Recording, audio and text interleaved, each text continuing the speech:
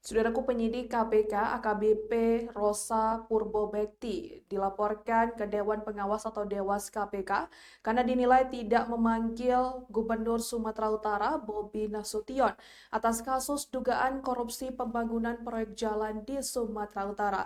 Pelaporan ini dilakukan oleh Koalisi Aktivis Mahasiswa Indonesia atau KAMI. Berikut informasi selengkapnya. Saudaraku penyidik KPK AKBP Rosa Purbobekti dilaporkan ke Dewan Pengawas atau Dewas KPK karena dinilai tidak kunjung memanggil Gubernur Sumatera Utara Bobi Nasution sebagai saksi terkait dugaan korupsi proyek pembangunan jalan di Sumatera Utara atau Sumut. Pelaporan ini dilakukan oleh Koalisi Aktivis Mahasiswa Indonesia atau KAMI.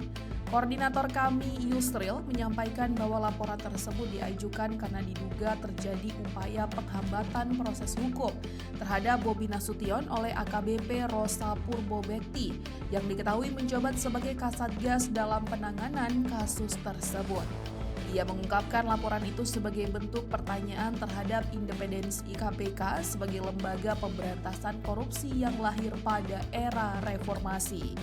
Menurut Yusril, KPK seharusnya sudah memanggil Bobi sesuai perintah Hakim Pengadilan Negeri atau PN Tipikor Medan. Ia menilai tidak adanya pemanggilan hingga saat ini menimbulkan pertanyaan.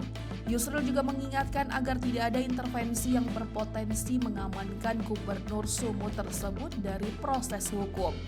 Sebelumnya pada 26 September 2025, KPK melalui PLT Deputi Penindakan Asep Guntur Rahayu menyatakan akan menindaklanjuti perintah Hakim Pengadilan Tipikor Medan untuk memanggil Bobi Nasution.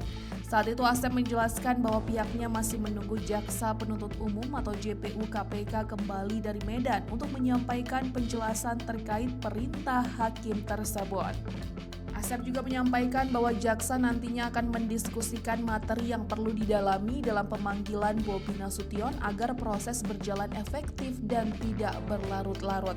Dalam kasus dugaan korupsi proyek pembangunan jalan di Sumatera Utara ini, KPK telah menetapkan 5 tersangka pada 28 Juni 2025. Mereka adalah Topan Obaja Putra Ginting atau TOP, Kepala Dinas PUPR Provinsi Sumut, Rasuli Effendi Siregar atau RES, Kepala UPTD Gunung Tua Dinas PUPR sekaligus pejabat pembuat komitmen.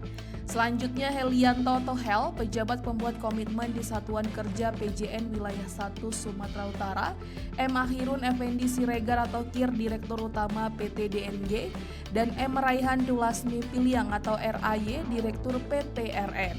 Kelima tersangka tersebut diduga terlibat dalam praktik korupsi yang berkaitan dengan pengelolaan proyek pembangunan jalan di wilayah Sumatera Utara.